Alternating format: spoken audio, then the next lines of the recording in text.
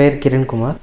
இந்த ஹவுஸ் வந்து லொக்கேட் ஆகிக்கிற இடம் கரடிவாவி இன் திருப்பூர் டிஸ்ட்ரிக்ட். இன்டீரியர் ஒர்க்ஸுக்கு அதுக்கப்புறம் மாடலர் கிச்சனுக்குலாம் நாங்கள் யோசிச்சுட்டு இருந்தோம். பிவிசி போகிறதா இல்லை அலுமினியம் போகிறது பெட்டர்னு தோணுங்காட்டி சர்ச் பண்ணல. ஒரு 2-3 சர்ச் பண்ணோம். அதில் மெர்லாக் கொஞ்சம் பெட்டராக இருக்கிற மாதிரி எங்களுக்கு தோணுச்சு. நல்லாவே இருக்கிற மாதிரி ரிவ்யூஸு எல்லாமே நல்லா இருந்துச்சு. ஸோ ஸ்ட்ரெயிட்டாக போய் அப்ரோச் பண்ணோம். அதுக்கப்புறமா ரவிக்குமார்னு ஒருத்தர் வந்தாங்க. அவங்க எக்ஸ்பிளைன் பண்ணது எல்லாமே நல்லா இருந்துச்சு.